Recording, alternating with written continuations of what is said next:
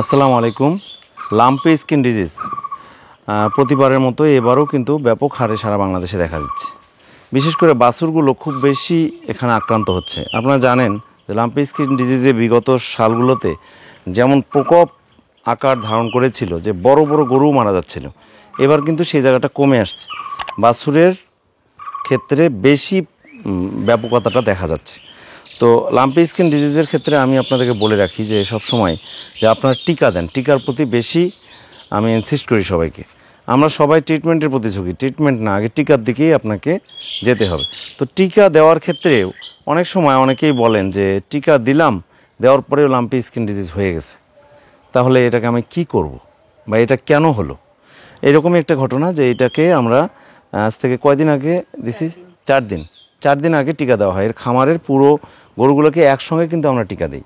টিকা দেওয়ার পরে আজকে তার শরীরে গুটি গুটি র্যাশ দেখা যাচ্ছে। এটা আমি আপনাদের এর আগেও বুঝাইছি যে কিভাবে আসলে এটা হয়। মেইনলি যে তার ইমিউনিটি, একটা বাছুরের ইমিউনিটি এবং একটা বড় গরুর ইমিউনিটি এক না। বাছুরের ইমিউনিটি কিন্তু এর বয়স কত দিদি? 1 মাস। 1 মাস অবস্থায় বাছুরের ইমিউনিটি কিন্তু খুব কম থাকে। 1 মাস কেন, আমি বলবো যে 2 মাস পর্যন্ত এর ইমিউনিটি লেভেলটা খুব কম থাকে। এই সময় যে কোনো কিছু একে উপকার করতে পারে। তো এই সময় আমরা যদি টিকাগুলো সবগুলো প্রপার ব্যবহার করতে পারি, টিকাগুলো যে 100% কাজ করবে সেটা নির্ভর করবে তার মাকে টিকা দেওয়া ছিল কিনা। তার মাকে তো আগে থেকে আমরা টিকা দেইনি, বাচ্চাটাকে প্রথম দিছি, মাকেও প্রথম দিছি। মায়ের যেহেতু ইমিউনিটি ভালো ছিল, মা কিন্তু এটাকে কোপ আপ করতে পারবে। কিন্তু বাছুরের ইমিউনিটি আসবে হলো মা থেকে। মাকে যদি টিকা না দেওয়া থাকে, বাছুর কিন্তু ওই প্রি ইমিউনাইজড হবে না।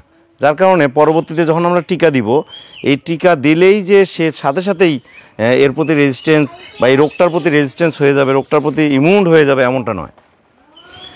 কেন এমনটা নয়? কারো রোগ প্রতিরোধ ক্ষমতা খারাপ থাকে দেখা যাচ্ছে, অথবা রোগ প্রতিরোধ ক্ষমতা খারাপ থাকে, অথবা জীবাণুটা এনিহাউ তার ভিতরে এনভায়রনমেন্টটা আছে, বাট তার সুপ্তকাল পার হয়নি, অথবা জীবাণুর যে পরিমাণ আছে সে পরিমাণটা বেশি নয়, রোগ করার মতো নয়।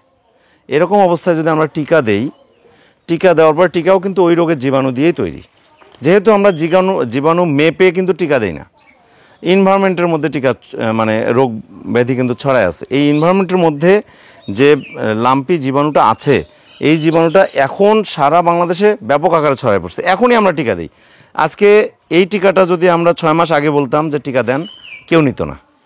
কেন নিবে না? যে তখন তো আমার গরু সুস্থ আছে। এটা হচ্ছে ভুল।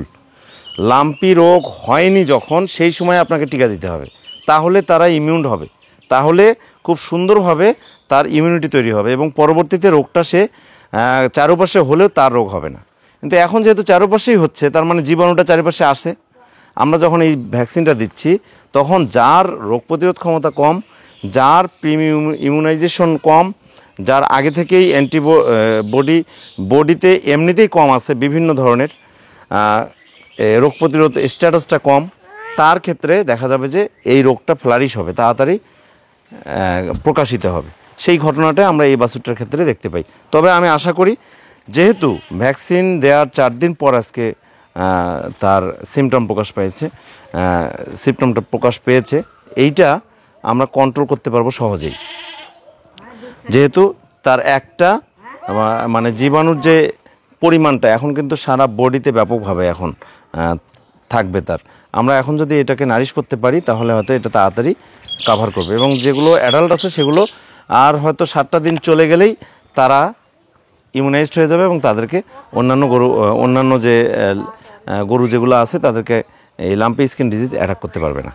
তো আমরা যখন ভ্যাকসিনেশন করব, আমি এইটুকু সতর্কতা আপনাদের সবাইকে বলি যে আপনার সুস্থ থাকা অবস্থায় যত তাড়াতাড়ি সম্ভব, যত আগে সম্ভব ভ্যাকসিন দিয়ে নেবেন। এবং ভ্যাকসিন দিলেই যে পুরোপুরি কাভার হবে এমনটাও নয়। ভ্যাকসিন সম্বন্ধে আরও বিস্তারিত কথা বলবো, আপনারা আমাদের সাথেই থাকুন। ভ্যাকসিনের ইনস অ্যান্ড আউট, ভ্যাকসিন কেন কাজ করছে না, ভ্যাকসিন নিয়ে নানা ধরনের প্রশ্ন, এই প্রশ্নগুলোর জবাব পরবর্তী কোনো একটা ভিডিওতে বিস্তারিত জানাবো।